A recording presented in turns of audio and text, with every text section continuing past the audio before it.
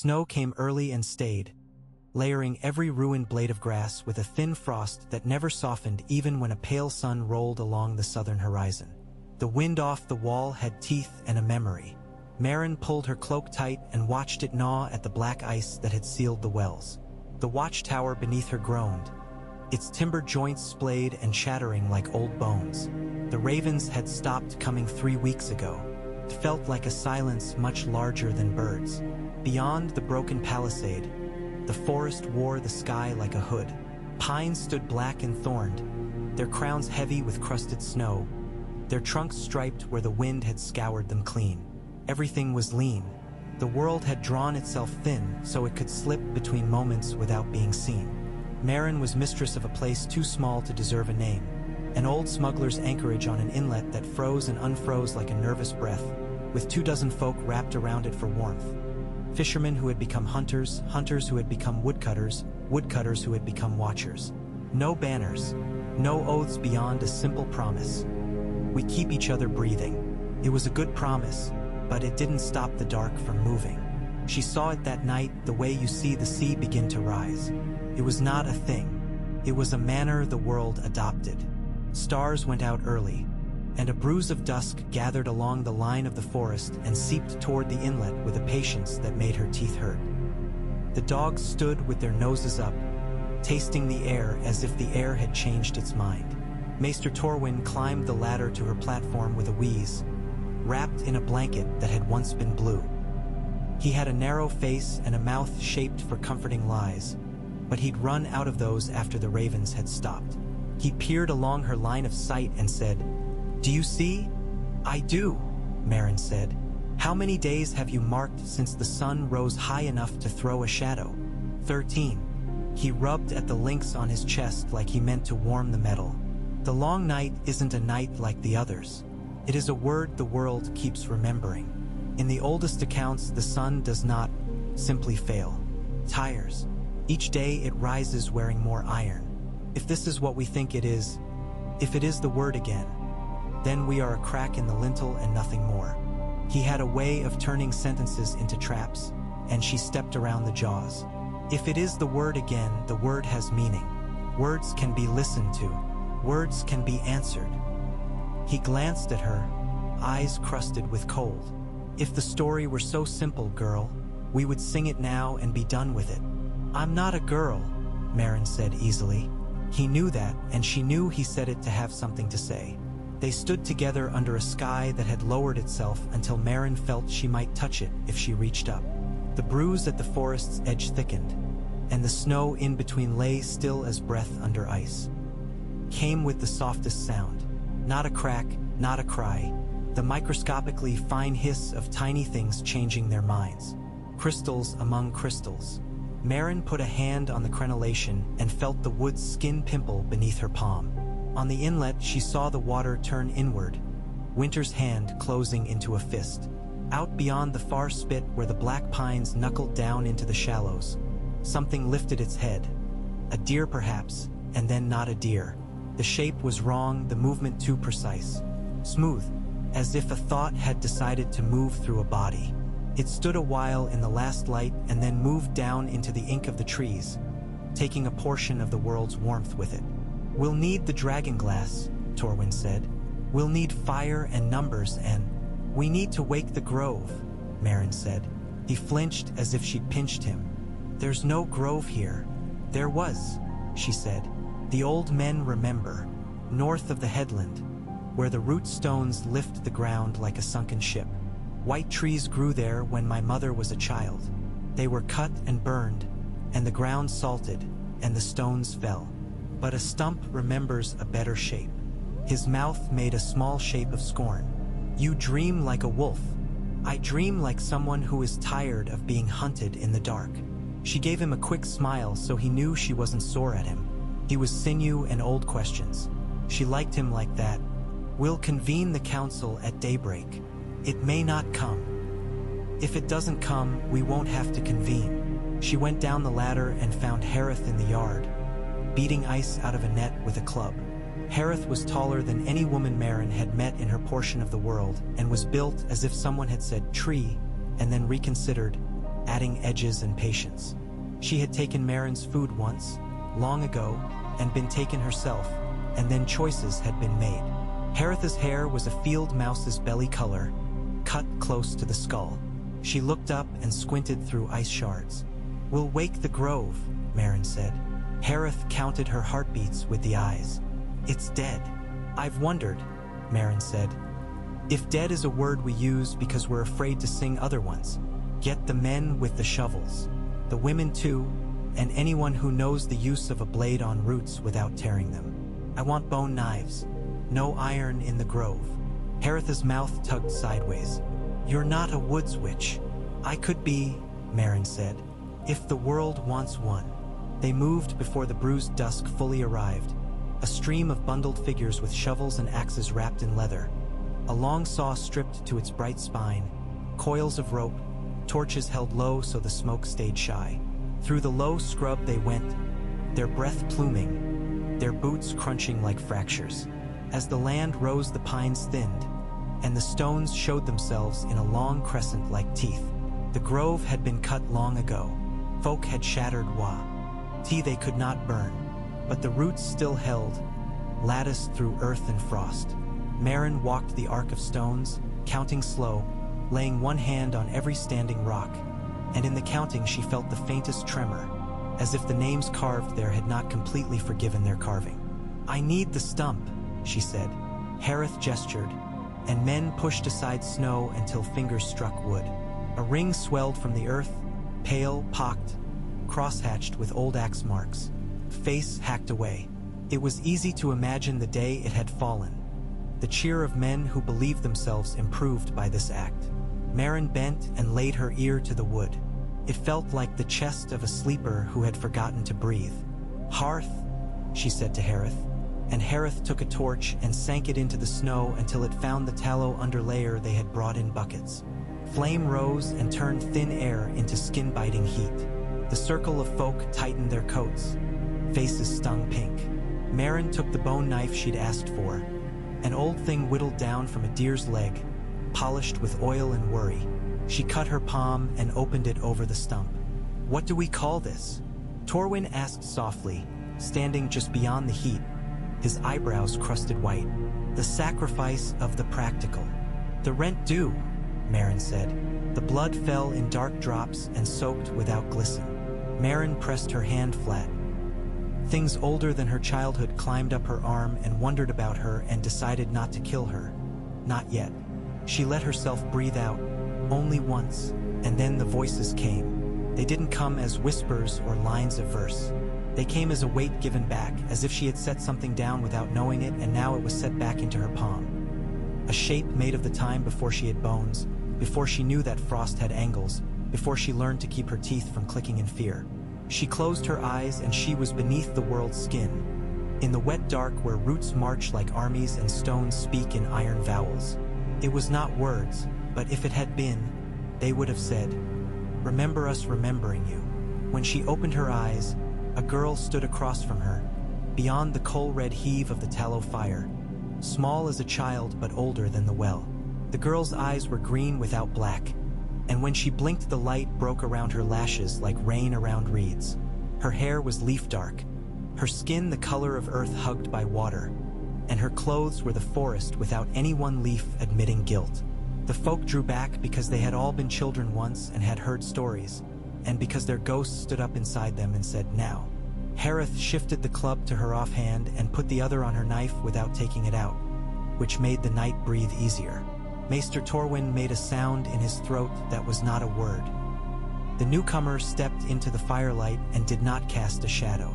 It went right through her like water through a net, and it was not a trick of light. The grove was full of a second air. "I am Lara of the Roots," the girl said. Her voice was as thin as a flute reed and as heavy as sodden moss. "And I am all the names our enemies forgot." "Who called me?" She craned her head and then smiled, small as a fingernail. "You did, with your brave, clumsy hand." Marin kept her own empty of weapon. "We need help. The night is speaking. Our fire is not enough."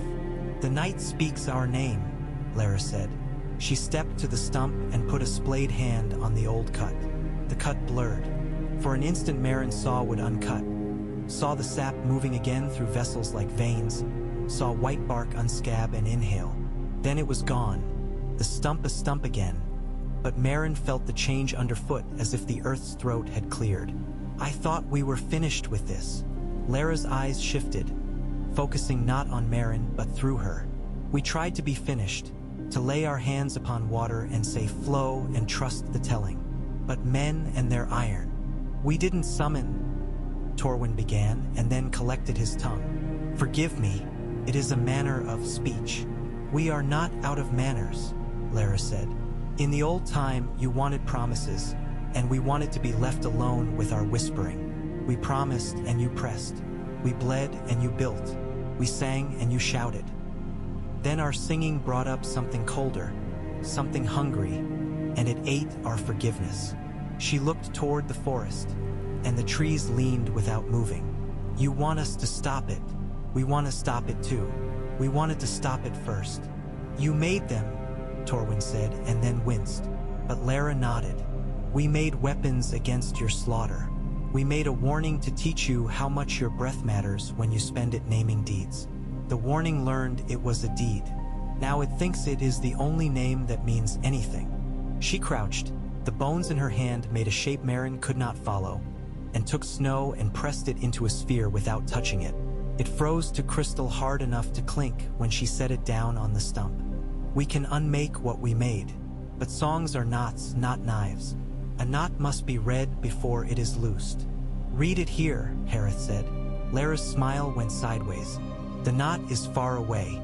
The knot is where the dark breathes and doesn't exhale. You call it the heart. You should call it the mouth. It eats light. Maren straightened. You want us to go north.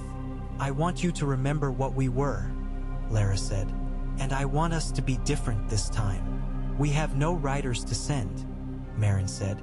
No garrison. We have no permission but our own. Those permissions never mattered, Lara said with a soft, sharp joy. This is why we came to you. You have a small place you keep alive without asking anyone to let you. You have stubbornness and knives, and you do not love your iron more than your breath. Torwin's lips moved along a memory he'd never thought T. Oyus, if you unmake what you made, he said after a moment, what will become of you? Lara looked down at her hands as if counting fingers she had kept too long. In our old stories, we keep this answer under our tongue and swallow it if asked. But we asked you once, and you did not answer, and that poisoned us. So we will answer. We will do this without you if we must. We will go to the mouth, and we will sing ourselves into a shape the cold cannot use, and that shape will be an ending. Do you understand? Maren understood enough. The bone knife in her palm remembered blood. You came to ask for company to the end. I came, Lara said, and now her voice beat like a heart underfoot. To ask for change. Let the second ending be not like the first. Come with us. Bind what we loosen so it does not retie itself. Speak to the cold with your word bone and say, this time no. It was decided in the way such things are decided. With a few nods, with hands that knew what to pack, with eyes that made peace with absence. Harith chose 8 from among those with feet like foxes, priests of quiet. Torwin took his inks and a sheaf of vellum smoked to pliant softness. A boy named Ren who could climb a cliff with both hands bleeding came because he could not come. 2 spearmen who had gone over the wall once as boys and returned with a winter between their ribs signed themselves without being asked. Maren buckled on the old mail that had belonged to a man for whom nothing but death had ever fit properly. She took a long knife and a longer look at her people, who studied her as if she were the sky deciding itself, and nodded once as if she could pick up all their hopes with that nod and hang them above her like lanterns. They left in the dark that came before dawn and lingered until midday, moving at the edge of the inlet where the ice groaned and threw back a faint light like bone. Lara walked at Maren's shoulder without leaving prints, as if wind were parting for her and closing when she had passed. She spoke seldom and always in the key of the place under the skin of the world. We will not be alone, she said when the trees thinned and they took to the old road frost had swallowed. There are some of us left. We bided and hid in roots and stone mouths and in the one word you have never learned to hear. If we survive this work, we will have to learn your words, or we will not need any at all. They cut east to avoid the river, which had frozen into angles that swallowed sound. A dead town tilted on the bank like a ship that had tried to climb out of water and remembered halfway that water is heavier than hope. Doors hung open. Smoke holes had teeth of ice. In a commons where men had once traded cabbages and oaths, a single figure stood, alone and motionless. Snow had at first avoided it, then changed its mind. The figure's face was sallow leather, eyes blue like burnt wood. Its mouth was full of ice the way a mouth is full of words you won't say. When they came within 50 paces, it turned its head. Maren felt the moment like a thin wire being plucked inside her ear. "Don't," Lara said, and her word was a hand on Maren's wrist. Lara spoke then in a sound Maren felt in her molars.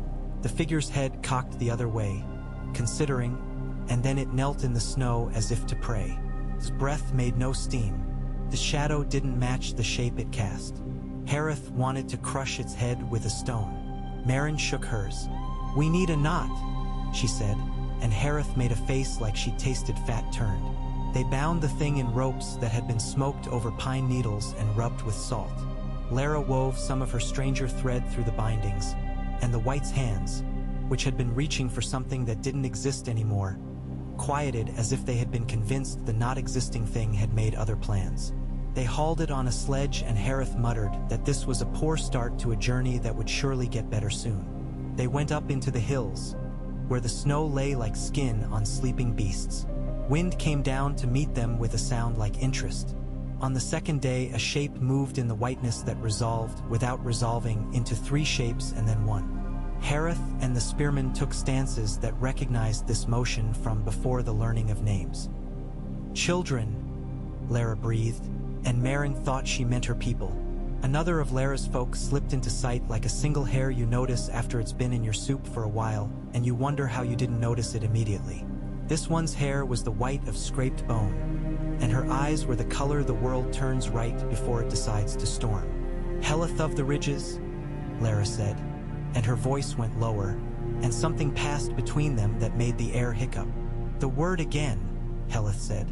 "We argued the dream until the stones began to gossip. I told them you would do this." "You told the stones?" Lara asked, amused and sharp. "They were there," Heleth said. She looked over the humans with a careful politeness that made Maren straighten without knowing why. When her gaze fell on the bound White, she put her head to one side and clicked her tongue. "It is a poor instrument, but honest. It will do for tuning." They camped that night with their backs to a cliff that had a mouth in it. Heleth spoke to the mouth, and it breathed warm air over them that smelled like things that had been underground too long. Torwin wrote by the light of a coal held in a fold of metal, his letters black as if they wanted to crawl off the page into the dark. Harith shared a skin of something that burned and remembered berries. Maren slept only just, and when she did, she dreamed of sap climbing with the old courage and the world cracking open to let spring out. She woke to find a 3rd child crouched by the fire, his head cocked, watching the flames in Harith's. "I am Ulis of the Far," he said without looking up.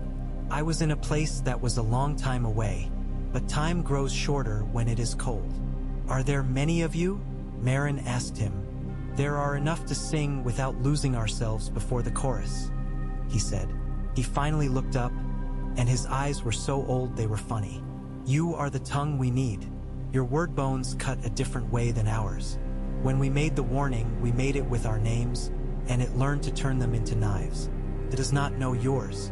It forgets yours as soon as it learns them. This insult will undo it." Maren didn't know if she had the right to feel proud in the face of such a catastrophe, but she did, a little. "Good," she said. They moved north with the 3 children like knots tied into their company. Heleth was a map with hair, pointing with her chin where the land would fall away or remember it had another ridge in it. Ulis talked to rocks and got answers that made him laugh in a small voice.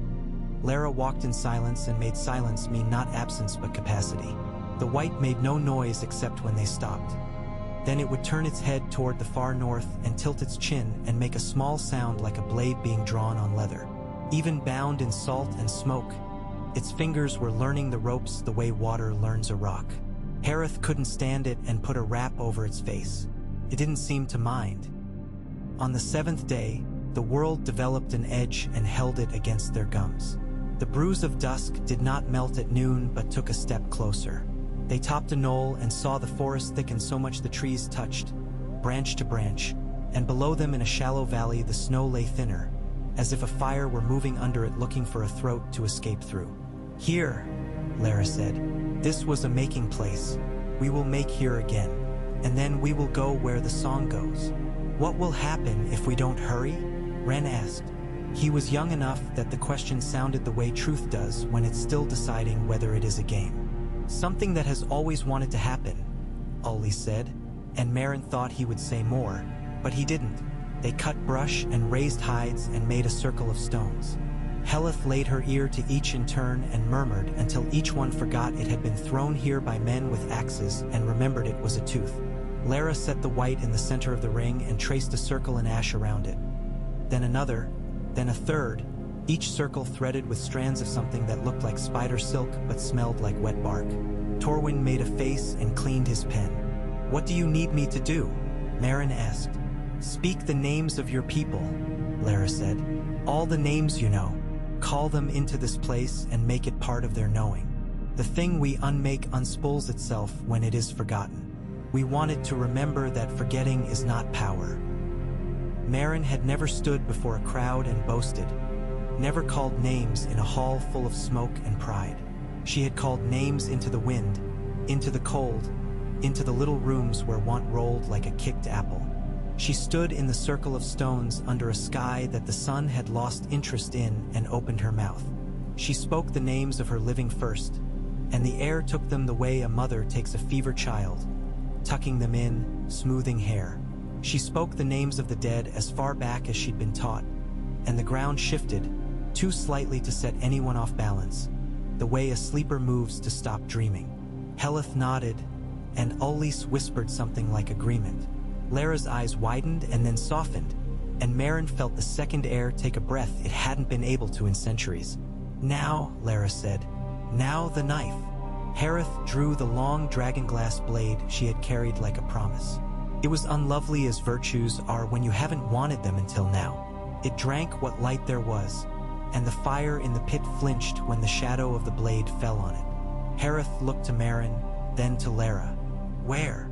Lara laid a fingertip on the place where the white's throat would have held a pulse if it had kept that habit. "We do not cut it," she said. "We cut around it. We will take its knot loose by loosening the world around it. Think of a tooth." Again that tiny smile. Men understand teeth. Took a long time for such a small thing. They walked the circle with their words and their blade, cutting into the air itself, leaving behind a trace of cold that curled like smoke. The white grew stiller, which Meren had not believed possible, until stillness became a stance. Torwin noted each step and where the blade bit most, as if he meant one day to write instructions for those who would come after. The notion made Meren grim, and then unexpectedly hopeful. This was something that could be learned. When they had cut the last seam and spoken the last unspooling, Lara stepped into the circle and placed both hands on the white's head. The white's mouth opened. It had no breath, but the shape of breath moved inside it. Lara sang, and Meren saw the song move the way wind moves under fur. A ripple, a lifting, a direction. Heleth joined her song and then Ullis, and Meren felt the sound go down through the soles of her feet and into the stone and then into the stones beneath the stone. And the earth murmured back, and the white's head tilted, then dropped. Not a screech, not a shout. The smallest sound a thing can make when it is allowed to lie down. The blue in its eyes went out. The ash circles trembled and then lay still. The bound hands curled slowly in as if to cradle something, but there was nothing left for them to cradle. Harith stepped forward and put the point of the obsidian blade into the breastbone and leaned. The blade went in like a bird into water, with the same sudden simplicity, and when she drew it out the black. K stone was darker, but the wound did not bleed. They waited, The world held. The white didn't rise. Hell's breath leaked out of everyone in a messy, human way. "This place will hold," Lara said quietly. "We tied a different knot into the space the old one had gnawed. It's small, but small is how the world grows again." She tilted her head. "Do you hear it?" Maren did. Far to the north, a sound like ice cracking made itself into a sentence and then changed its mind. Something was angry. Something that had never had to practice not getting what it wanted. They moved on. The cold grew brighter. That was how Maren understood it. It was not less dark. It was a dark that had polished itself. Her breath bit her throat. Words were heavier. Helitha's laughter thinned. Ullis walked with his fingers on each stone they passed, as if counting them for later. The trees became fewer and then stopped, and the land lay down in an attitude of exhaustion. Ahead, Maren saw a place where light avoided looking. Her heart decided to go slower. "The mouth," Lara said. It was not a cave and not a cloud. It was a cup turned upside down on the world, made of a thickness you could fall into. Around it, the snow had a grain like flesh when a fever breaks. Men had built here once, and everything they had built had been rearranged politely and placed to one side. Stones stacked with crisp appreciation, as if a child had tidied in the way that gets praised because it is so earnest and so completely wrong. "Do not look at it too long," Helith said. Ren looked too long and had to be shaken. Harith spit, and the spit froze before it hit the ground. Torwin pulled his hood down as if that would help the words in his head keep their ankles. "If I write the shape of it." "You can't," Ullis said. "Make instead the shape of how you stood, that you can write. It will help the next you." Maren felt the world tilt and her choices go spilling toward a drain, and then remembered how to stand with her knees just softer than her pride. "What do we do?" she asked Lara. Lara tilted her chin at the mouth and smiled with so much sadness in it Maren wanted to put her hand on her shoulder, although she didn't. "We sing the end of a song we should not have begun. We tie a knot around the part that doesn't wish to be tied. And we let go of the rope before it drags us through." Helith took a seed from a pouch. It was pale and not pale, as if it had remembered snow but changed its mind. Ullis took a stone that was less stone than listening. Lara took Maren's hand. "You will say the names again," Lara said. "This time say the ones you never say aloud. Say the names of what you have wanted and not asked for. Say the names of your fear. The thing in the mouth believes what it is can be told only its way. We will tell it something else." Maren thought of warmth, which was a small betrayal of where she stood.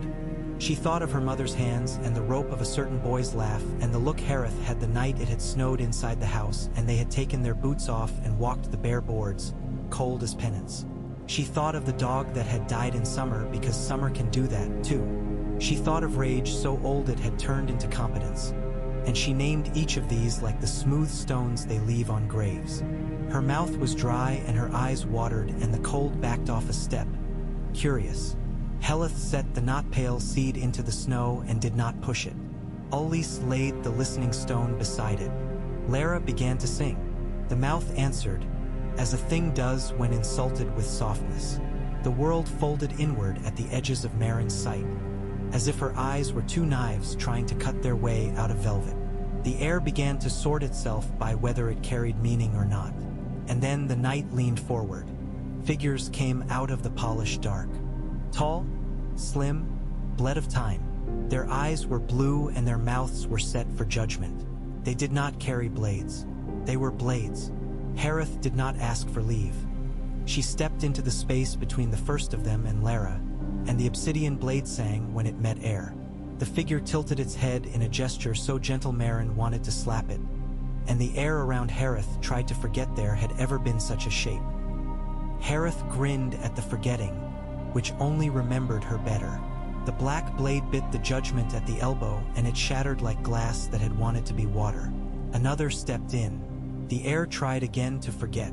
Ullis raised his hands and spread his fingers like roots, and the ground answered with roots and then with something under roots, a deeper agreement.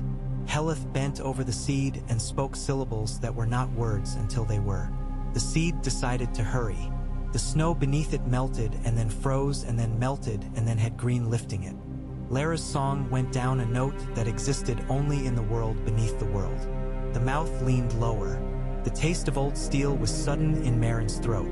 More of the tall figures came, and behind them a weather that moved like a will decide to be weather. Torwin stumbled and went to one knee and did not drop his pen. Ren took 3 spears from men not here and threw them in a way that put a thread through 3 throats that had forgotten how to be throats. Harith swore in a language that had never learned to sew anything and broke an ankle and kept standing. The obsidian blade found its work and kept it. The tall figures came and were unmade and came again, and Marin understood in a crisp, precise way that she could do this until her muscles remembered other shapes and she fell and it would not be enough. Lara's song cut off. She stood very straight, and her small fingers were empty. Helith looked up from the seed and bared her small teeth. Uly's eyes went almost kindly with pain. "This is the part," Lara said conversati. Only, almost lightly, and when she breathed out Marin's breath went with it. "Where we are supposed to say goodbye, and you say no, and we say the word that convinces you, and you are left with a grief you can shape around the shape we leave." "No," Marin said automatically, obedient, and Lara's smile flickered like flame remembering what it had been made for. "We made the warning," Lara said. "We taught it to hunger because we did not know the name for patience. We did not know how to teach your young how not to cut when they wanted to cut. We made a clean, cold lesson. It was too clean. It was too cold. Kept learning. We will unmake it with our own names because our names are the only thing it listens to. You will bind the loosening with yours. You will say the names again and again until you are bored. Boredom will save you. It is a human art." She closed her eyes and opened them, green without black, and they were suddenly so kind Marin had to look away. "You said before you would be the one to go into the tree. You cannot have that comfort. We will go. Your part is the staying." The judgment figures stepped closer, and Lara lifted her hands. Helith took her place at Lara's left, Uly's at her right. The seed pushed a tongue of red bark through crystal and made a sound like a baby testing a new voice. Lara began a second song, and this one was made of endings that do not announce themselves. Marin felt it move over her like a hand smoothing down a child's hair before sleep. The tall, blue-eyed figures stuttered as if their certainty had been surprised. Harith took a step and stopped. She looked at Marin like a woman on a ship looking at shore and sending it away. Tell them what it cost." Marin nodded because her throat had locked. She put her hands on Torwin's shoulders and felt him shaking under his old blanket and then steadied, as if he had found the floor again. Ren stood no longer a boy and no longer a man, but something between that the world would have to make a name for. Marin thought, "Remember this, and then, say it." She began to speak names. She spoke them as a rhythm to walk by, as a measure to cut by, as a measurement you keep in your pocket and check a carpenter's pride against. She said the names of her people and their dead, and she said the names of the trees and the rocks if she didn't know better. And she said the names of ideas that had saved them and ideas that had almost killed them, and she did it in a tone your mother uses when you've fallen, and she says your name to keep you awake. The seed pushed up into a sapling. The mouth leaned down and lost its balance. The tall figures shattered and tried to be smaller and failed. Helith glanced at Marin once with eyes that had a forest's weight and a girl's mischief in them, and then closed them and listened to Lara's song as if it was a thing she'd been trying to remember for 300 years and had finally remembered. The singing went on, and at some point the fighting stopped and became a kind of choreography of not fighting. The world held its breath and then learned to take smaller ones. The polished dark that had been the mouth blushed gray, then soot, then smoke, and then there was only a cold place in the snow that would be a story if anyone survived to tell it. The sapling was taller than Torwin now. Its bark was white as the inside of a wrist, and its leaves were not leaves. They were bits of light that fluttered between green and red and something that was not exactly a color. The children sang until their bodies forgot they were bodies and remembered they were notes. Lara lifted her hands a last time, and Helith took hers, and Uly's took Helith's. And snow rose around them and then settled and then rose and then stopped. And when it stopped there were only 3 small piles of something that might have been bark or might have been clothing or might have been a misunderstanding. Maren did not stop saying names. She said them until her voice had forgotten choices and remembered muscle. The sapling's leaves stirred, and she knew in a place deeper than places that the song had taken root. The tall figures had gone, not in pieces, not as windfalls, but as a thought is set down and then not taken up again. Silence came then, a good one, not the kind that counts your breaths, the kind that gives them back. Harith sat down very suddenly on the snow and laughed once without opening her mouth. Torwin turned away and wrote, and the ink did not freeze. Ren went to the place where the mouth had been and put out his hands as if expecting it to refuse him, and then let them hang there, feeling nothing at all and everything. They built a fire because they could. Not for heat, they were still in a part of the world where heat was a word spoken softly, but for the sight of it. They sat and looked at the sapling, which was a piece of white throat under a sky that had remembered some older habit of light. The sun was not back. The bruised dusk had not retreated beyond the far pines. But the dark had lost its sharpness. It was only dark now. There is a difference. What now? Harith asked, after a while. Her ankle had swollen to a human thing. She bound it with a strip of her cloak and didn't look at Maren while Maren looked at her. Now we make the boring knot, Maren said. We tell this story to all the mouths we can. We teach them to say it without hurrying. We ask them to take a seed from this tree. We ask them to plant it. We ask them to remember we did not win a war. We untied a bootlace before someone tripped. Torwin nodded with a small and grateful sarcasm. I will put it like that, he said. Then he swallowed and added, and I will put their names, not as a ballad so the drunk can remember, but as an accounting so the sober cannot escape. They slept in shifts.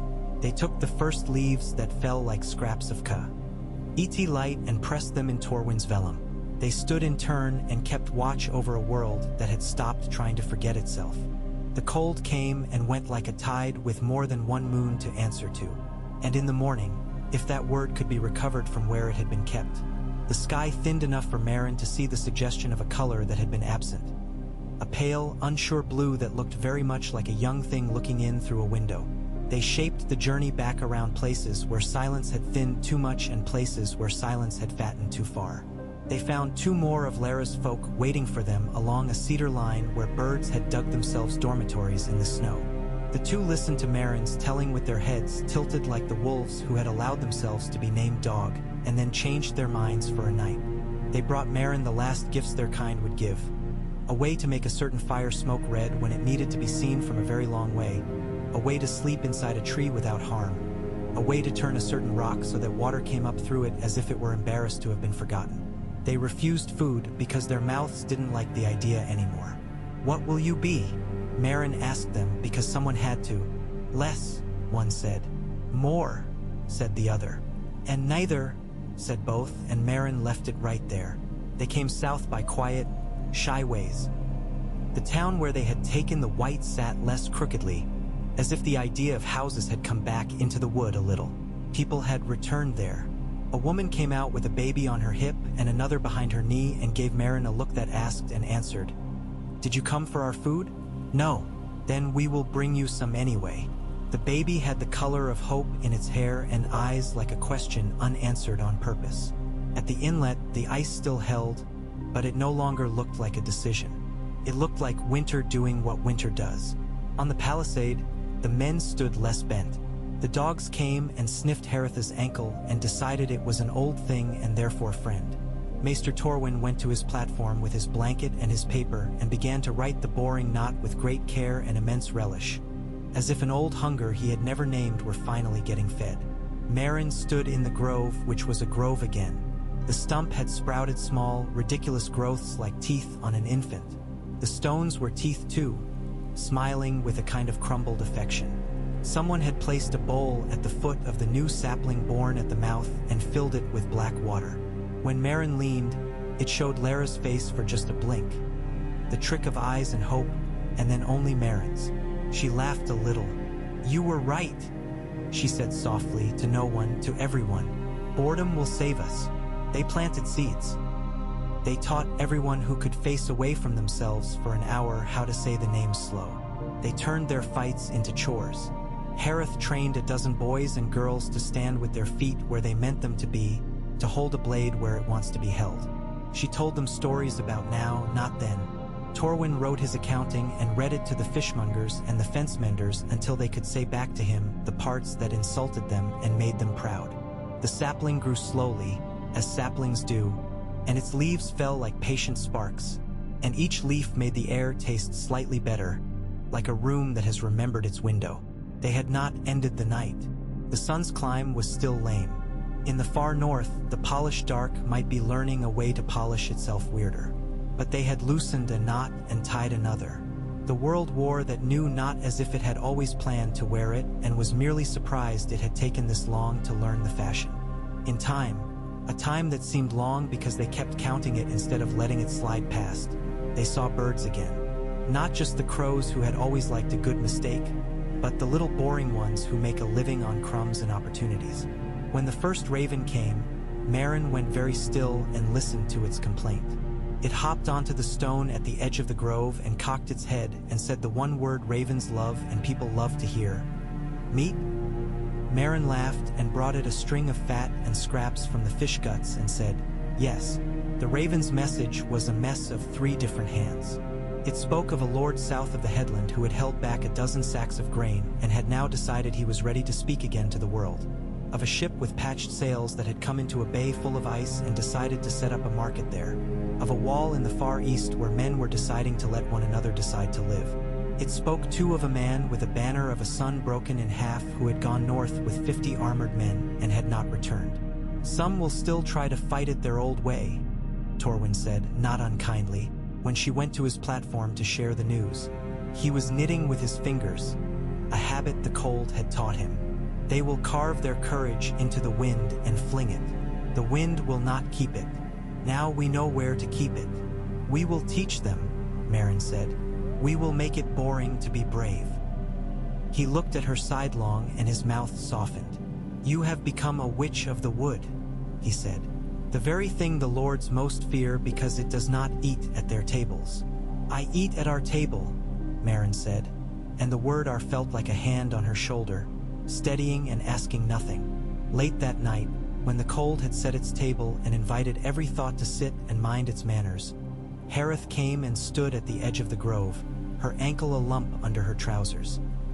The new tree's leaves were quiet. The bowl of dark reflected Harith's face like a map left in the rain. Do you think they knew? Harith said without preface. When they came to us, do you think she knew she was going to become a song and not a person anymore? She always was both, Marin said. But yes, she knew. Harith grunted. It is a strange way to die. It is a stranger way to live. We have done both, Marin said. We will do both again. We will keep doing both until the mouth is hungry in some new way and someone else has to teach it boredom. Maybe that will be the children of our children. Maybe it will be some small animal with a cleverness we forgot to count. We won't be here to know. The admission tasted sour and righteous in her mouth. I hate that, and I like it. Harith huffed something like a laugh. I want a winter where the worst thing is wood smoke in my eyes. We'll have it, Marin said, and the witch in her, what else to call it? Knew she was telling the truth. And then we will complain about the mud in spring, and the fish that got away in summer, and the harvest stubborn in autumn. We will complain so well the world will smile at us and feed us more reasons. Boredom, Harith said, the word foreign on her tongue and then not. I will learn to love it. They stood together and listened to the tree's tiny veins resolve a complaint with the dirt. The sky had not stopped being stingy, but the stars had begun, very tentatively, to remember their exact places. Far away, men with banners would still gather and invent words for why they should be the ones to be remembered. Far away, a lord would decide that a witch and a wildling and a scribe had overstepped. Far away, an old wall would discover a new use for its stones. But here, now, in the place where they had called a girl from the root of a stump and had been given their own patience back, here, now, the dark was only dark, and the cold was only cold, and the world was a thing you could sit with and say names to until it chose to go on. Spring did not arrive like a promise kept. Sidled in, embarrassed, and then agreed to stay. The ice broke the way pride does when it is asked nicely and given a better story to tell itself. The inlet filled with a mist that pretended to be warmer than it was, and by pretending taught itself to be so. Children, human ones, ran their fingers along the white bark and felt a shock like a memory of being held. The tree dropped a leaf into the bowl of black water, and the leaf did not break the surface but swam there until it sank as slowly as a minute into an hour. Maren took seeds in a leather pouch and walked the headland and the farm fields and the old roads that had once been arteries in a bigger animal. She pressed her palm into dirt, and she listened for the low syllables under the world, and sometimes they answered, and sometimes they were busy, and she learned the difference between insult and invitation. Wherever she went, she spoke Lara of the roots, Heleth of the ridges, Ulis of the far like a receipt, like a recipe, like a prayer you say not to the sky but to the person washing the dish beside you. Sometimes at night she would go to the stump in the grove and put her head down and close her eyes and wait for the first air to lift her hair the way it had when Lara had appeared. Sometimes it didn't, sometimes it did, and then the leaves would tremble and the bowl of black would ripple once as if someone had touched it and then thought better. On those nights Maren slept without dreaming and woke already humming the names she would need to say that day. The ravens came back in earnest. Their messages were untidy and glorious. They spoke of bartered salt and carved bone, of a sickness that had broken and then changed its mind about coming back, of a girl in a far inland village who had decided to plant a seed in her mother's wine jug and had grown a tiny white twig that her brother had called ugly and then apologized to solemnly. They spoke, too, of a great lord with a bright sword who had taken his men onto the frost to hunt justice like a bear, and how the frost had given way under them, not as punishment, only as reminder. Men were pulled out, some not. Someone had written their names on a board and nailed it up. The names had been taken down by a wind and scattered. A mason had gathered them and carved them into a wall. A child had traced them with a dirty finger. It was, Torwin said, how the world learns to keep memory after memory changes houses. On a morning that had the audacity to have dew on it, Hareth limped up onto Maren's platform with a look like she'd forgotten and remembered something important at the same time. She leaned on the parapet and spat into the snow, a last reflex before she would have to remember grass.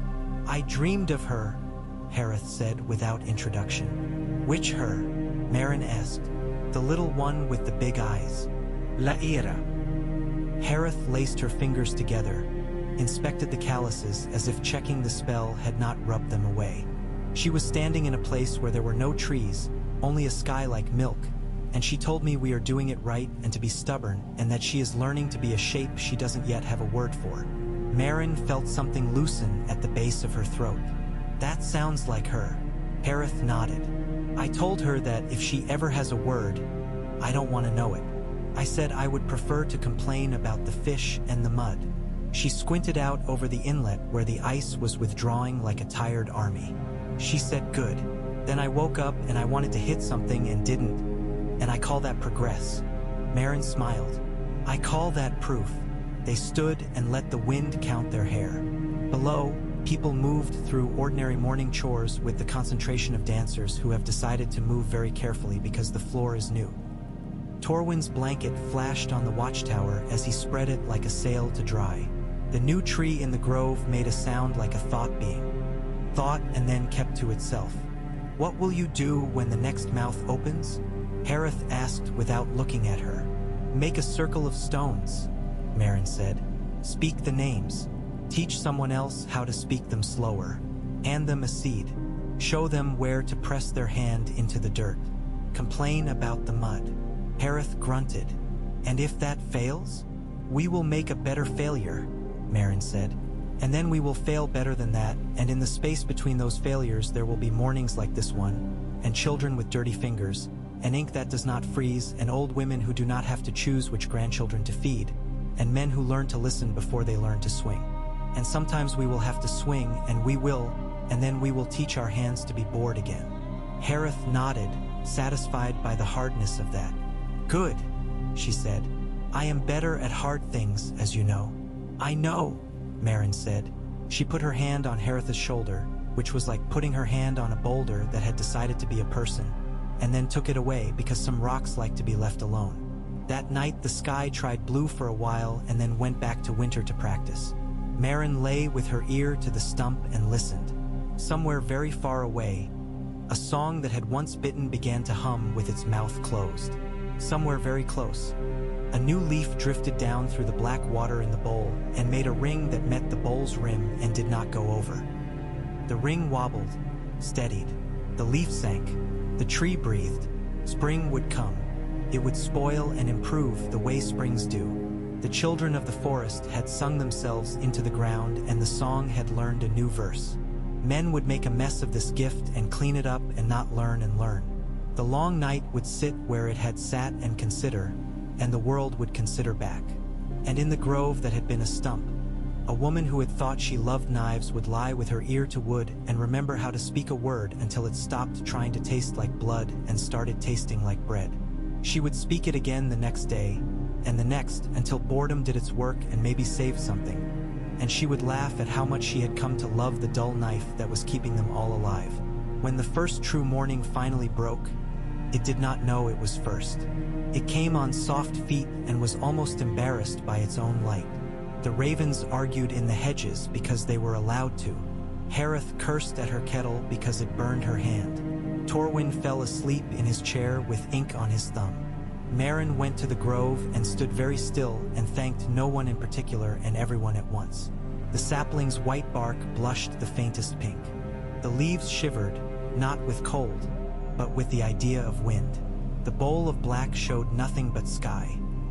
Maren laughed quietly, closed her eyes and started again, speaking the names the way a baker needs, the way a fisher mends, the way a woman who has learned to love boredom puts one steady stitch next to another and watches a warmer world grow stitch by stitch beneath her hands. The first mud of the season sucked at boots and swallowed small arguments whole. Carts moved as if reconsidering whether movement was wise, and people lifted them with a grunt when lifting was kinder than rage. Maren walked the lanes between sheds and kills, the fish drying racks and the low stone yard where the dogs slept, and in the seeing she kept account. How many shoulders were bent from work and not from fear? How many faces were turned toward chores and not toward the line of the wood? She wore a knife because a woman should, and because a blade on a belt can settle certain debates before they need deciding. But she wore it like a spoon. Hareth had said that, eyeing her. You wear that like a spoon. Maren had liked the way it landed in her ear. At the grove, the sapling had earned the right to be called a tree. Its bark was white as if it had been carved out of fat and then forgiven. Its leaves were a stubborn red now, less like sparks and more like things that had remembered how to be leaves. When she pressed her hand to the trunk, the old feeling rose. Roots marching, stone vowel, the world under the world clearing its throat, but it had changed flavor. It tasted less like blood and more like rain caught in a clay cup. Sometimes she said Lair of the Roots aloud to see if the air would say anything back. Often it did not. Often that was the answer. Ravens, who are eternity's gossips, began to swing south in irregular flocks. They squabbled in the hedges, knocked down loose twigs with their clumsy lands, and left gifts no one had asked for on the watchbeams. Torwin read their messages and then read the way the messages were written, which is its own sort of message. He frowned and smiled by turns and sometimes took off his chain to warm it under his arm like a snake that slept wrong. He had sent word to Old Town of their ties and loosenings and how to speak names slow enough to turn a knife dull. But no raven had come back carrying quills from that nest. The Citadel might be busy. The Citadel might be offended. Or the Citadel might be thinking, which takes time and makes a noise very like silence. Once, a raven landed with a small packet tied under its wing instead of a leg. Hareth found it, raised a brow at the bird's ingenuity, and brought it like a captured flag to Maren. They untied the packet to find a thin, frosted blade that dealers of junk would have called cracked glass if they had not known its hunger. Obsidian with a tooth edge, wrapped in someone's hair. In the hair was woven a single scale of something that might have been a fish and might have been the memory of a fish. Torwin sniffed, then smiled in a tired way. Dragonstone, he said, or a story about Dragonstone. Either is sharp enough. It means someone's listening, Hareth said. And someone likes to be clever about saying so. The next day, a man came in from the east on a mare with knobby knees that had decided not to quit yet out of sheer insult. He wore the remnants of a black cloak the wet had treated unkindly, and had a face that had not recovered from the time it had to be 12 while standing in snow at night for an hour longer than promised. His hair was a regret with a widow's peak, and his eyes had been blue once and had now learned other shades. "You're from the wall," Maren said when he swung down and only managed to bend one knee with grace. "I was," he said, and the was did not carry contempt. "First ranger once, though now some of my men are crows and some are stones and some are sleeping in the bellies of things that don't sleep. I am Jory. I was sent to find anyone with fire that doesn't burn out. The cold has decided on an opinion, and we have fewer opinions to argue back with." Harith offered him water, then something that might have been beer if beer were ashamed. He drank both like a man reading important text. "The wall holds," he said without prompting, as if he knew that would be Maren's first question. "It holds because it was built with a thing that is not stone alone. But the cold has mouths in it now. One opened near the Norris country, northwest in the Shadow Towers way. And when we went to spit in it, we found it was already full of something that could swallow spit and give nothing back. We tried fire. We tried numbers. We tried a song. It came from a wildling woman who said she had a dream about a birch-peeling skin.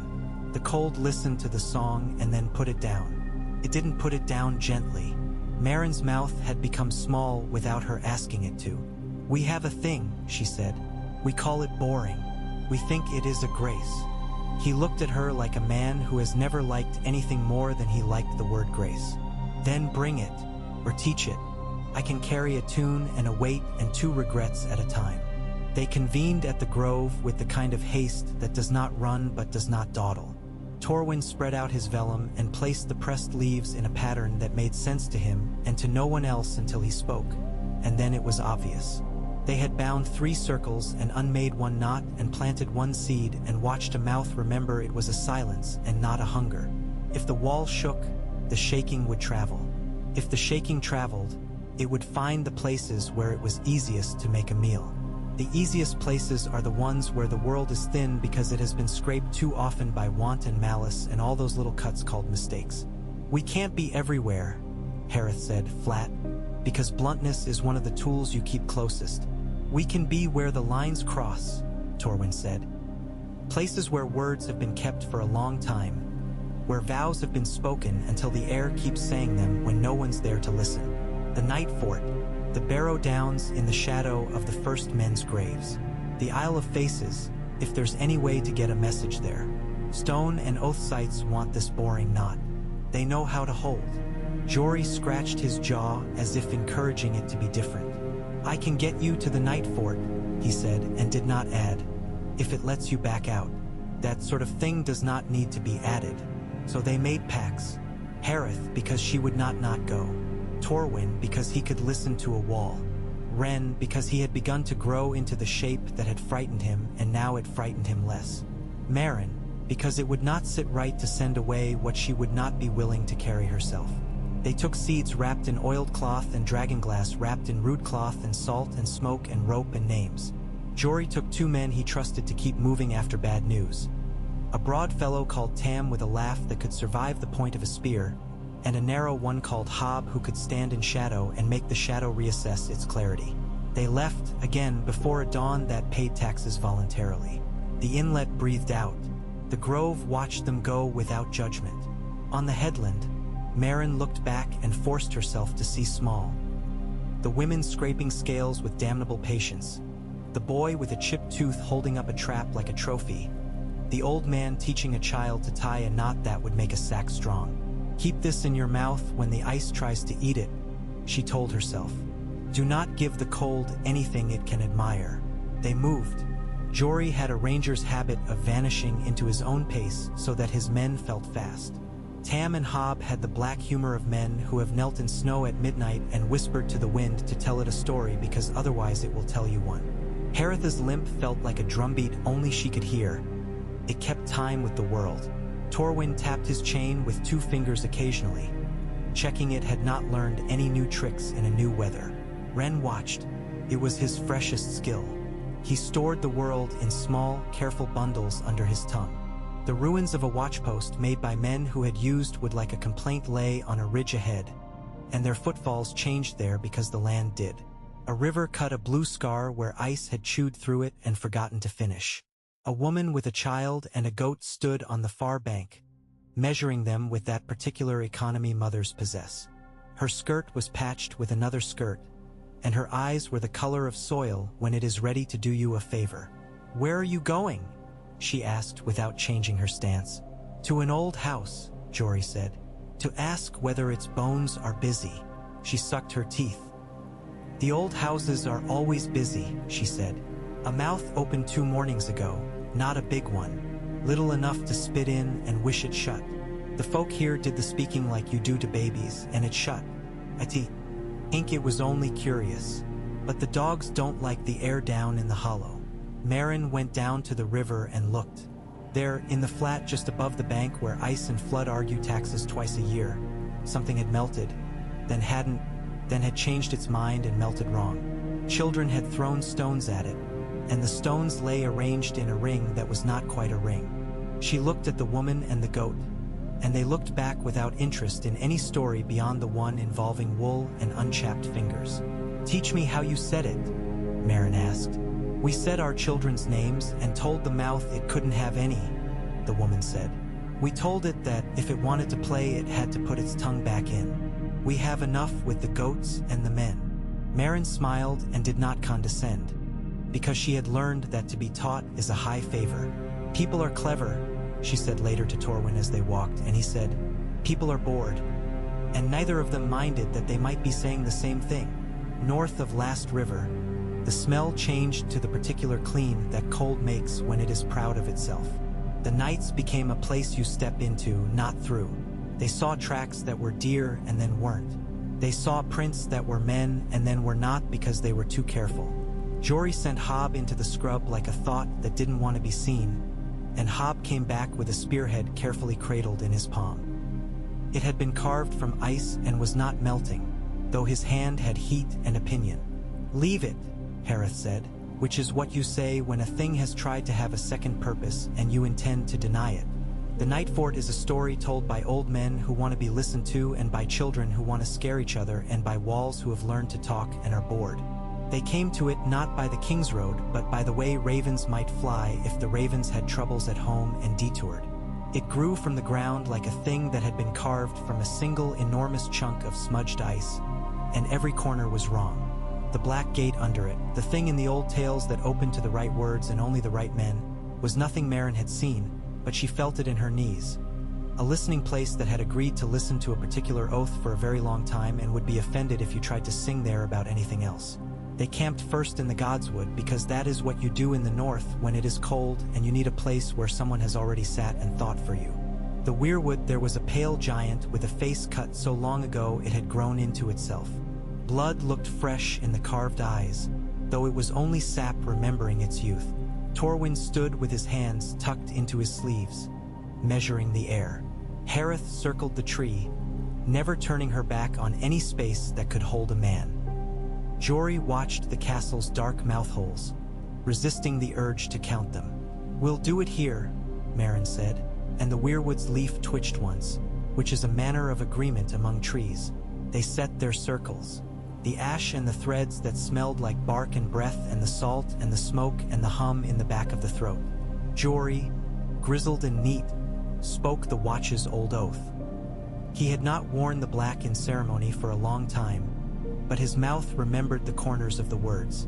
The air liked those words. It tucked them in. Marin spoke her names. Here, at this old place, some of the names moved as if they recognized furniture. Torwin added the names of oaths, the pact in the south where men and the children had taught each other to compromise for the length of a summer. The first Stark's promise made to a winter that had promised back to spare his people if he learned to listen. The nameless vows men make when their child is finally asleep. If anyone had been there who prayed in seps, that anyone might have stiffened. But nobody was there to stiffen, and gods recognize work when they see it done respectfully. The first cold came like a petulance. The second came like a teacher called to mark. The third was interesting. It had weight and purpose and a music underneath it that was not a music anybody had been taught. Haritha's hand went to the obsidian the way a hand goes to a pocket when a man smells pickpockets near. Ren breathed shallow to keep from fogging the air with fear. Hob took 3 stones from his pouch and put them in his mouth. Tam began to tell himself a joke and forgot the punchline long before the setup had finished. The Night Fort's Weirwood breathed. That is the only word Merrin could put to it.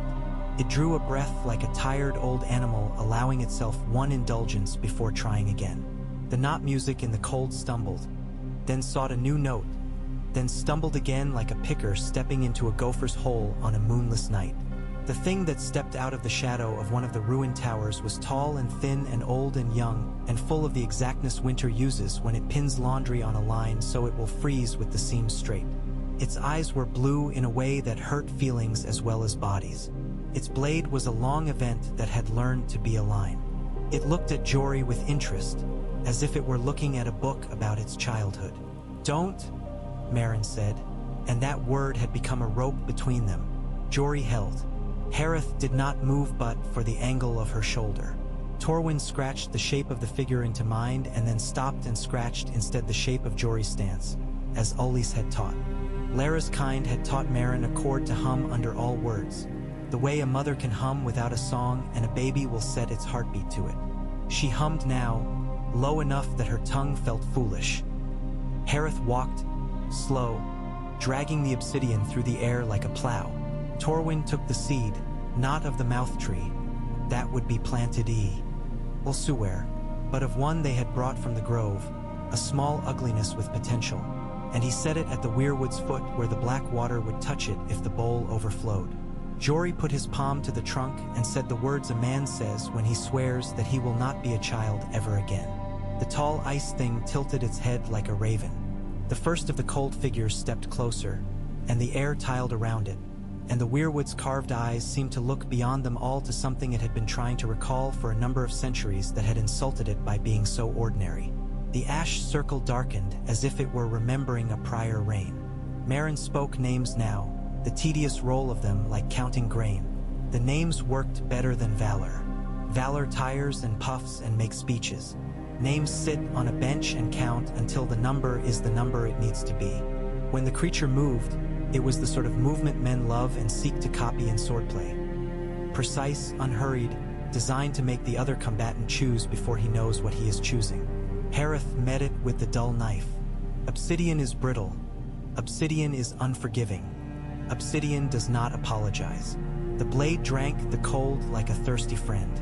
The long ice sword hissed in a voice that had discovered disappointment. Haritha's ankle tried to betray her. She told it to be domestic for a moment longer. The obsidian bit what passed for wrist, and the blue eyes blinked as if someone had taken away a particular flavor of light. Under that, the song went on. Merrin's names, Torwin's scraping quill on memory, Jory's oath in the bones of the weirwood, the seed deciding whether to make work of itself, the little household breaths of men who have learned that living is not nothing. The tall thing tried to forget. That was its other great art. It tried to smooth over their hum and their circles and their doings and make of it all a polished quiet. The weirwood, which had been silent so long men forgot silence, has more than one kind, said no. It did not say it with a face, though it had one carved and bleeding.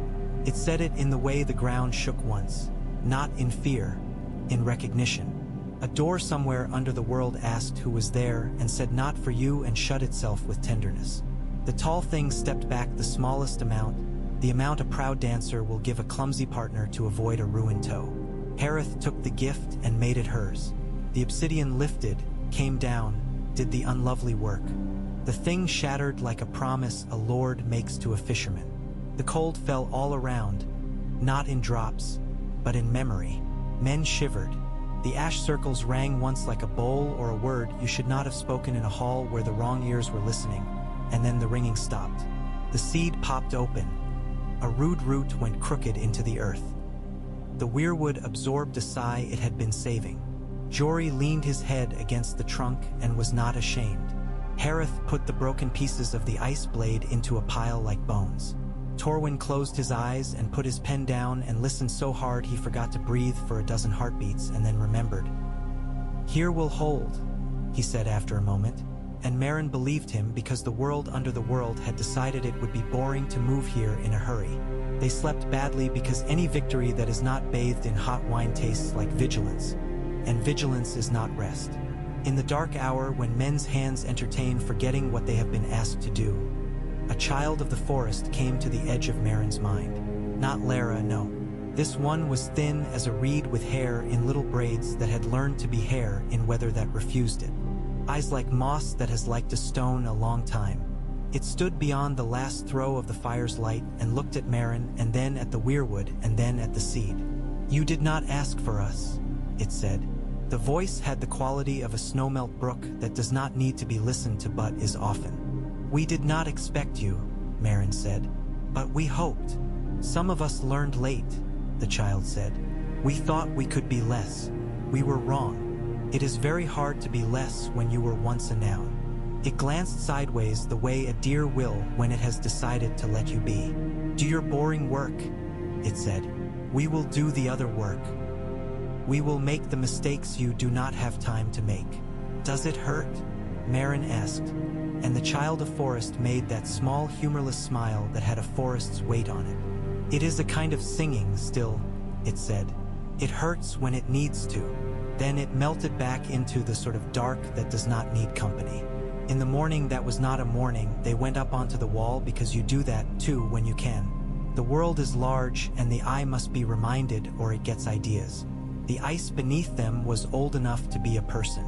South, the land was a low rumple of color still shy. North, the world simplified itself until men were wrong to think they understood it. The wind knocked at their ears like a neighbor with bread and gossip. Jory stood with his jaw set just enough that it did not chatter.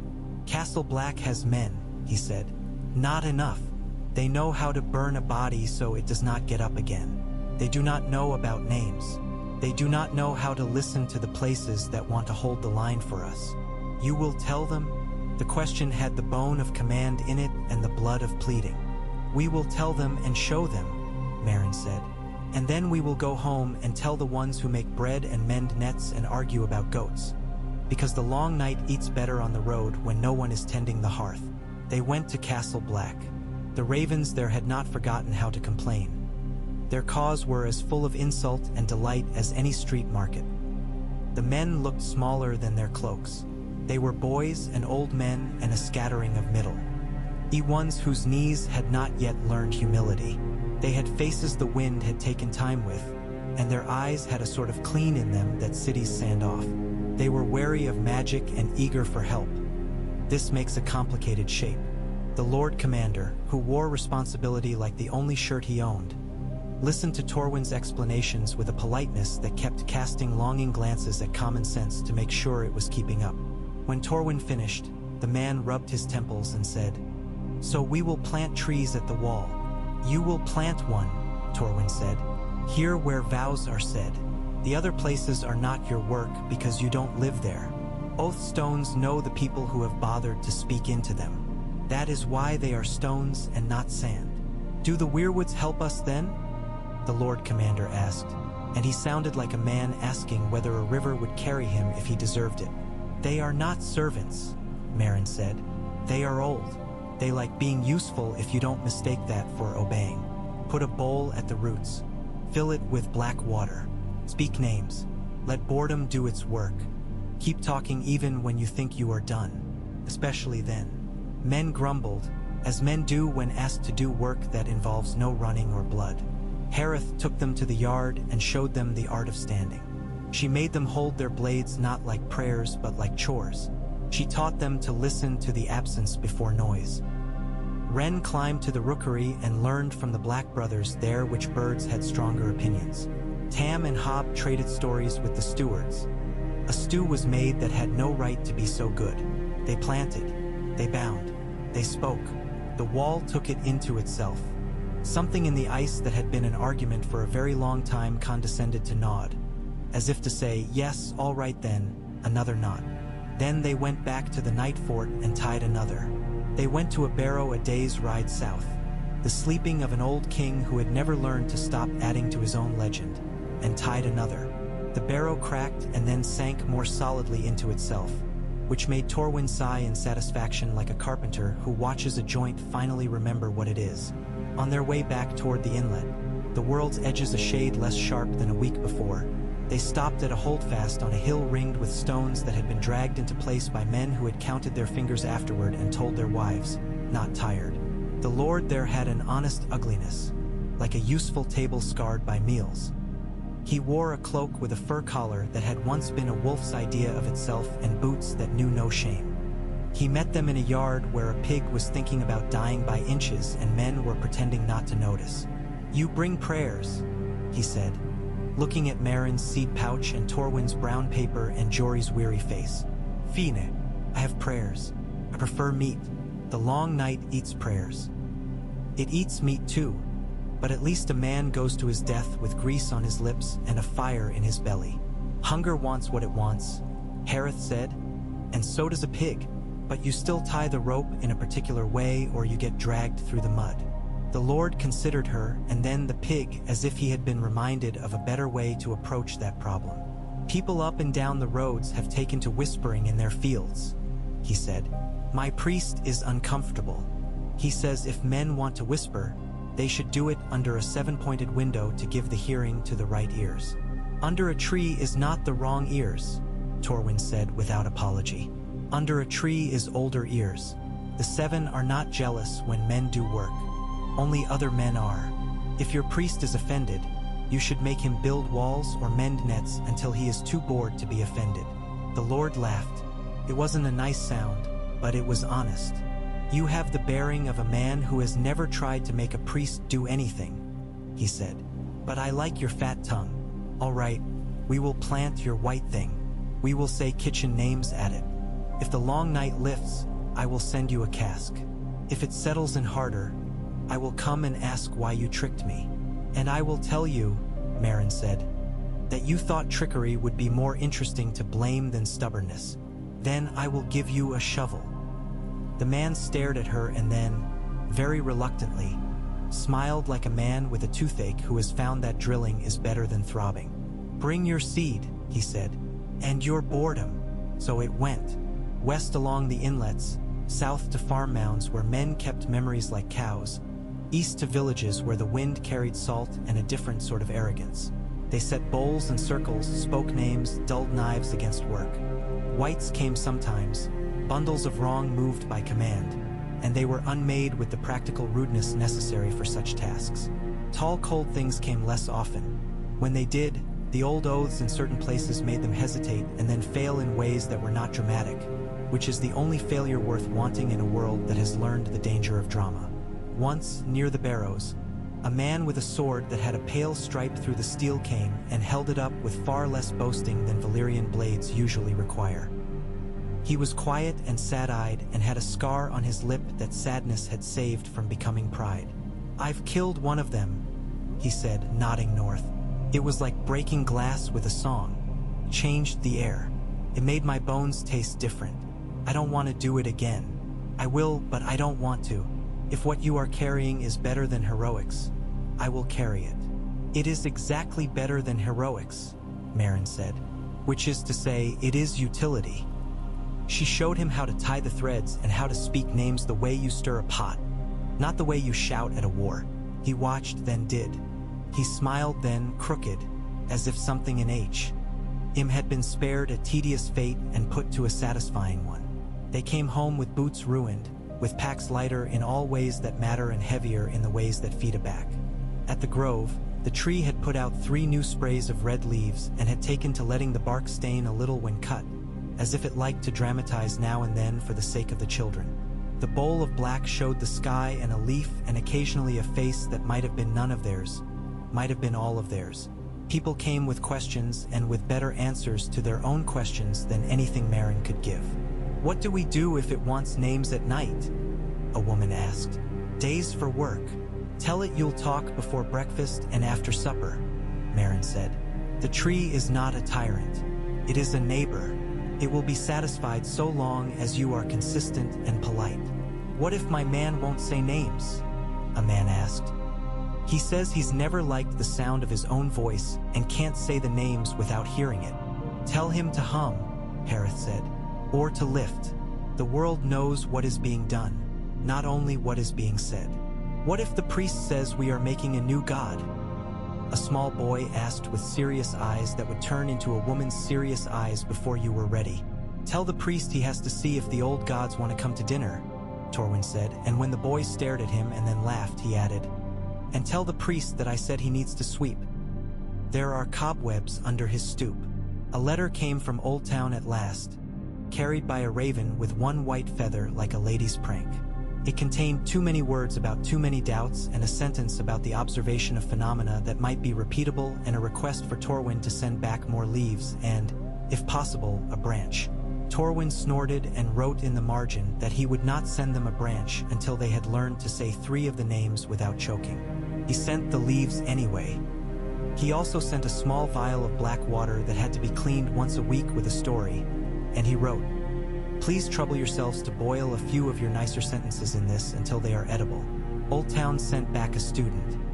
He was round with a little nose that looked clean even when it must not have been.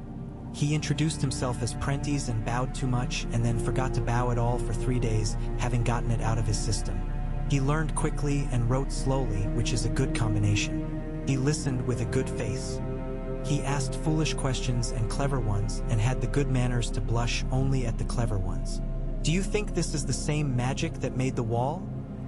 He asked Torwin one evening when Maren, exhausted, had put her head on the stump as if it were a pillow. I think what made the wall didn't have a name for itself, Torwin said. I think the wall was made of the promise to keep promises. I think promises have heft, if you carry enough of them and don't let any drop. Ice likes that. Stone likes that. Men like to pretend they invented it. The children like to pretend they didn't. But it's older than all of us. Prentice wrote that down and then drew a picture of a promise that looked like a loaf of bread. He called it an analogy and put too many tails on his YS. Summer tried. It failed in places and succeeded in others. The inlet stayed cold longer than anyone thought proper, and the ice sulked when asked to leave. But berries appeared where berries had the right to appear, and eels came up where eels are either foolish or generous. Children who had learned the names before they learned the alphabet found they could put themselves to sleep without being told, which frightened their mothers and then made them very proud. The tall, cold figures came not at all in high summer, and then once when a dog had midwifed its litter in the mud by the palisade. That time Harith was there with the obsidian and Tam with his stubborn jaw and Maren with the hum and the circles and Torwin with the seed and the rope and the names, and it was not much of a story, just the work of keeping things in their place like moving wood before a rain. Whites came often enough that everyone learned to love the smell of smoke without ever saying so. South, men with banners began playing at being themselves again. A lord with a broken son on his standard sent a message on clean parchment with a dirty rider that he wanted the rights to the seeds for 3 counties in exchange for protection. Maren wrote back, we do not grant rights to weather. Teach your people to speak and stand. He wrote again in a voice with more coins in it, offering salt and iron and mercy for 1 year in exchange for the secret and a priest to administer it.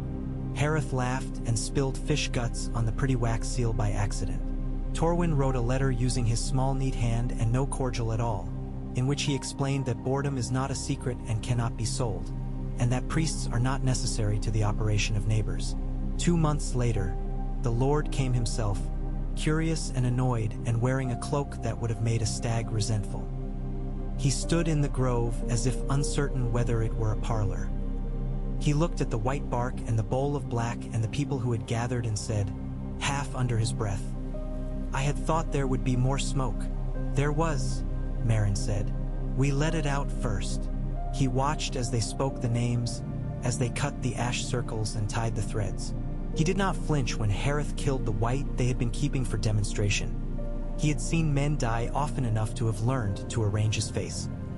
He took a step back when the sapling they planted down by the river wound its first pale thread into the soil, and the air made its acknowledging sound. He looked at Maren then, and envy and relief wrestled on his mouth. This, he sighed. If this were mine alone, it would fail, Maren said. Things like this die in chests. They live on tables. He stood in thought, which did not look comfortable on him. Then he nodded, sharp and king-like at that small scale, and said, "Very well, we will do it. We will be bored, then. You will be alive," Harith said, and he glanced at her and nodded again like a man who had been slapped kindly. Folk from the Riverlands sent word that on the Isle of Faces something had moved in the green. No one could see what because no one who lived could go there except sometimes a boatman who had seen too much. But the reeds had clapped and the light had changed and the green men had been seen in the shape of a rumor more often than in a generation. Torwin felt the words in his throat like a swallowed coin and did not say them aloud because some sentences are nicer to keep in the mouth a while. Prentice wept and then called it an allergic reaction to spring. One night, after a day of teaching a dozen farmers how to stand, Harith came to the grove as she did and didn't, without sound. The moon had decided to show its face like a shy actor. The bowl held a round piece of sky. The tree's leaves made a small rubbing sound as if two thoughts had met and approved of each other. "I think this might be as good as we get it," Harith said. Marin, who had been counting her breaths and congratulating them on their competence, raised a brow. "You wanted a war." "I wanted to crush the tall ones' heads and hear a noise," Harith said. "I wanted to be a story a child tells. I wanted a sound that would satisfy a very old part of me that is now, disappointingly, considerate. Instead, I am a tutor. I teach the dull art of standing. I tie threads. I watch pigs. I correct men who like to boast about how long their lists of names are and how firmly they speak them." Marin turned to look and did not smile because that would have been cheap. And, Harith said, "It might be the only thing I have ever done that stays done for longer than an afternoon." She exhaled, which in her was an admission of affection. "I will break heads when necessary. I am still very good at that. But I will be bored very well." They leaned together without leaning, two women who had not chosen each other but had not refused, and the world approved. This, too, is a kind of magic the Citadel does not write down. Years do not pour, they accrue. Little layers of sameness and surprise stack until one morning a woman looks in the water and sees that her hair has learned a new language at the temples and her mouth has learned mercy, and her hands have a map of scars that are useful to point to when a child asks, "How?" Marin went to the Night Fort yearly, and the godswood there made the work easier each time, as if it had decided to take some of the weight for its own reasons. She went once to the Shadow Tower and tied a quiet there. She sent seeds with traders to White Harbor, and the Manderleys, in their soft-walled way, made a ceremony of it and fed fat fish to thin children and wrote polite letters back full of gratitude and recipes. She sent a seed south with Prentice, who had become a man without losing his wondering nose, and he took it to Old Town where the Archmesters argued in a ring for an afternoon and then allowed a sapling in a courtyard that had not seen snow in a generation. When the bowl there filled the first time and the black water showed a star at noon, 3 old men cried and lied about onions. News came less often of mouths and more often of windows. That is the knack of such things. Once you tie them, they look like other things that do not beg description. It does not make them less when they become ordinary. It makes them ours. The far north did not become friendly. It is not in its character. Hunters still went out and came back less often than anyone liked. Tall, cold figures came hardly at all, and then not at all, then once in a decade like a memory checking whether it had been misremembered. Whites rose sometimes in cruelty and always in sadness and were put down with the necessary kindness. The saplings grew in odd places, in ditches, in mounds, in the little square before a sept, in the round behind a tavern whose ale had learned to be indifferent to whether it was cold. Children grew up saying their own names at night with a pleasure that made their mothers roll their eyes. Wren took a wife with a laugh that could make a pig change its mind about dying. They argued about goats and about whether the bowl of black should be scrubbed with ash or with sand and resolved it in the manner of happy quarrels. Both, depending on who remembered first. Torwin died sitting up with his pen in his hand and his chain on his chest, which he had requested because it had been his stubborn friend a long time and deserved to know how the story ended. He had written a last line that hardly qualified as a sentence and yet served better than most. We kept at it. Marin folded his small neat hand over the page and spoke his name twice, once for the ink and once for the tree. Harith broke 3 more ankles over the years, two not hers, and a rib that never forgave her and a nose that loved her in its new shape. She killed a tall, cold thing on a day when she had been teaching boys to plant cabbages and had dirt under her nails. It shattered like old money. She made no special noise about it. She called it an interruption and went back to the cabbages. Once, in a summer that would not mind its manners, the river swallowed two foolish children. The grove was quiet that night as women screamed and men went into the water and came out with nothing but weeds and rage. Maren went to the tree and did the names, not to tie a cold mouth this time, but to keep the village's mouth from opening one. She said the names of the children and the names of courage and steadiness and soup and blanket and the names of the small stupid tasks grief needs done, and the air let people's hands learn those tasks instead of breaking their own fingers. In the morning, they buried the children with the dignity boredom gives to ceremony, and the tree's leaves whispered as if the wind had come to pay its respects properly dressed. On a winter that came late and left early, a woman with hair white as the tree's bark came up the inlet by sled and stood watching, her face unreadable. She had the look Lara might have had if she'd been human and allowed to grow old. She did not step into the grove. She stood on the path and nodded. "You have done as we asked," she said. "And better. You did not spend your grief on statues or songs that would be sang by men who liked their own voices. You bought shovels and taught standing and dulled knives. We are less now." She smiled, and it was not sorry nor proud. It was precise. "We are also more. These things happen at once sometimes." Maren wanted to step forward and touch her and did not because boundaries, like spells, are manners first. "Will you live? We will continue," the woman said. "We will not be your stories as much as we were. We will be part of what the trees do when no one is looking and part of what water remembers when it chooses to forget. You will not see us unless you decide you have. It is a mercy for us both. Tell Lara," Maren said, and the woman's eyes moved in a way that meant the word moved her. "She knows," she said, "and she is bored." They laughed because that was the right response to the way a joke had turned into doctrine. In another place far away, on the Isle of Faces perhaps or perhaps only in the minds of men who need certain places to remain properly mythical, vows were said where vows had once been said, and trees listened, and green men nodded, and the long night was discussed as if it were a guest who had overstayed and not a doom. A maester of Old Town put his hand on a sapling and wept again, and then blamed the onions again, and then ate more onions because sometimes a man does not wish to be caught in a contradiction he enjoys. In yet another place, a lord with a broken son died choking on a fish bone. His son took up the cloak and hung it on a smaller hook and did less evil and more work and was forgotten in a good way by those he governed because the things he made continued to function when he slept. His septon learned to sweep. Time kept the habit of being a story told by those who are too tired to embellish. The children who had learned names grew into adults who taught them with less piety and more cheer, which is a kind of improvement. The saplings grew into trees. The bowls filled and were cleaned and filled again.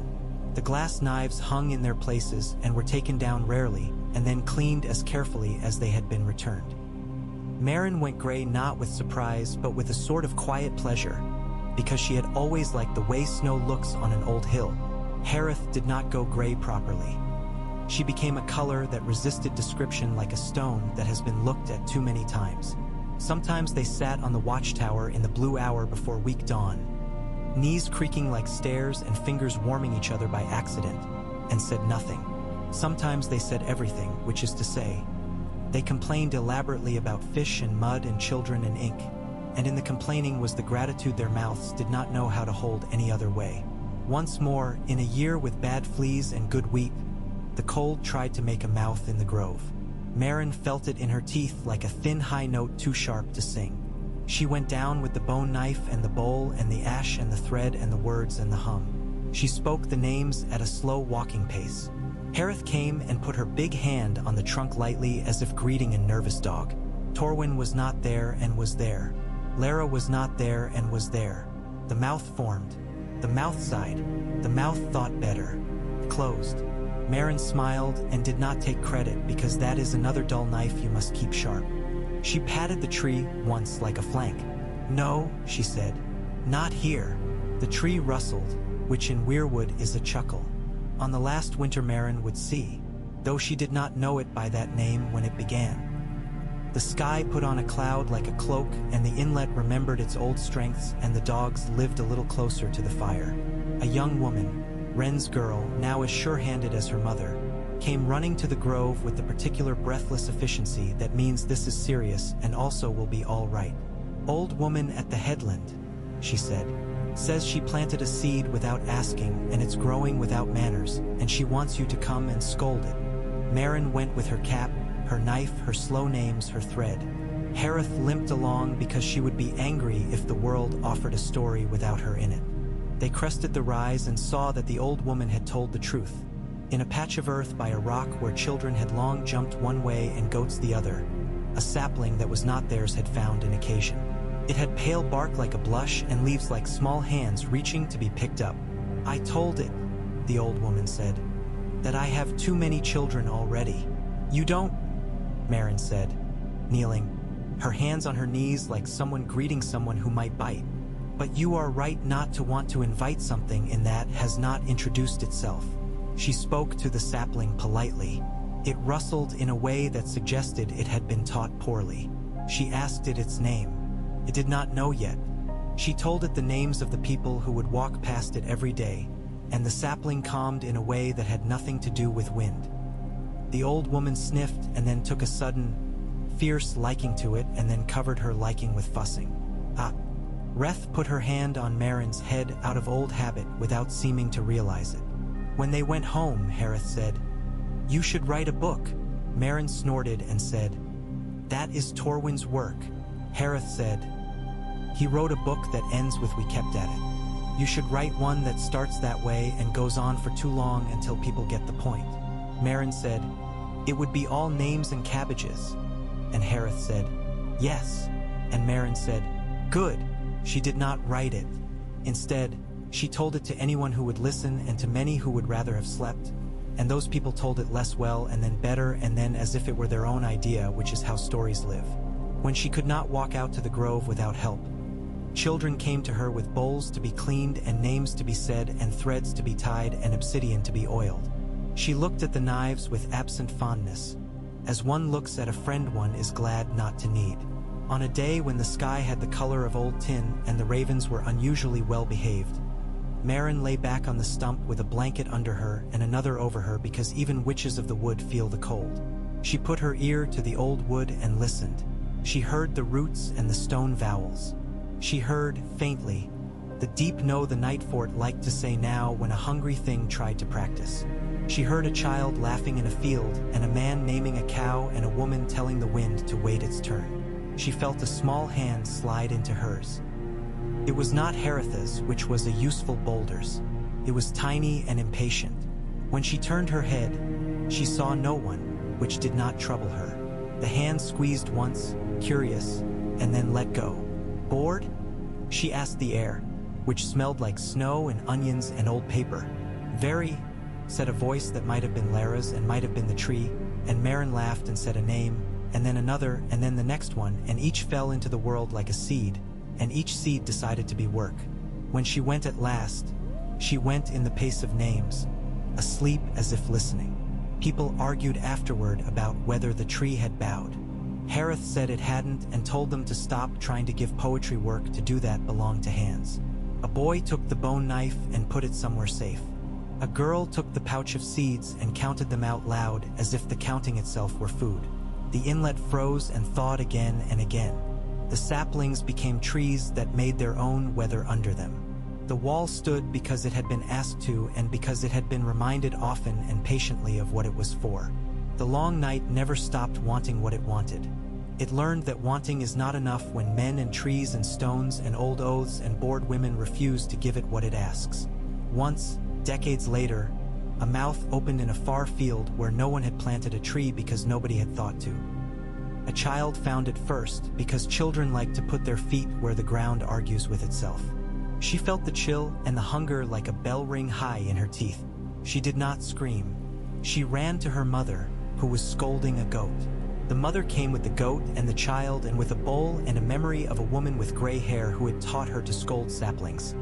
and she put the bowl down and filled it with water and said the names and tied the thread and sang nothing and hummed less and waited. The mouth looked at her with a curiosity that was not unkind and closed, and the mother scolded the ground for bothering her chores.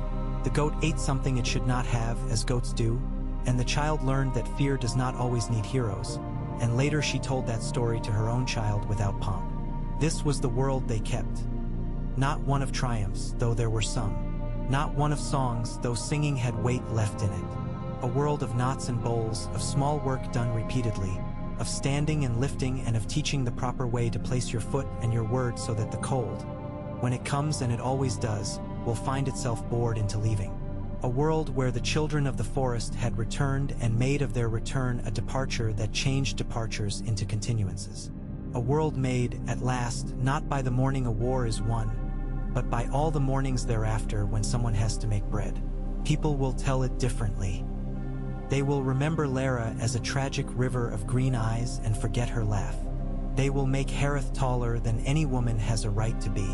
They will call Torwin a sage when he was only stubborn. They will give Jory a better fate than the one he had, which was to die watching a line of boys and old men hold a gate and smiling because they were holding it properly. They will make statues. Then someone will hang clothes on them to dry and the statues will become useful. This is also a kind of grace. As for the long night, it became a way of measuring patience. Men would say, when their wives were late or a crop did not come in as it should, "This is longer than the long night." They would mean, "I am bored of waiting." They would mean, "I am alive enough to have patience to be bored." They would mean, "We kept at it." And the trees would listen and not object, and the bowls would be cleaned, and the knives would hang and occasionally be used, and far north the ice would mutter to itself and learn humility, and far south Old Town would keep onions and tears in ready supply, and in the middle children would plant seeds in jugs and scold them and apologize and count. If you go to the grove now, if this story brings you there, you will find the stump still and the tree larger and the bowl full if it rained last night, and a small strip of leather nailed to one of the stones with a few names written in a hand that did not fuss over letters. You will find it boring. You will perhaps be disappointed. Then, if you are polite and a little patient, and if you are willing to say out loud the exact names of the people you love and the bread you like and the work you are proud of and the stupid things you hope never to have to do again, you might feel the first air lift your hair, and you might feel the world under the world remind you that it is listening, and you will be kept without fanfare by the older magic that men learn last. We keep each other breathing. And if you happen to say Lair of the Roots while you are at it, and Heleth of the Ridges, and Ulis of the Far, and Marin whose knife is a spoon, and Hareth who broke her ankle 4 times and the world fixed it only 3, and Torwin with the ink, and Jory who knew the words, the leaves may tremble as from a small wind that has nowhere to be and nothing to prove. Then you can go home to your mud and your fish and your onions and your children and your boredom and know, with the knowledge that does not need carving into stone, that the long night may knock but that you are rude and busy and not sorry.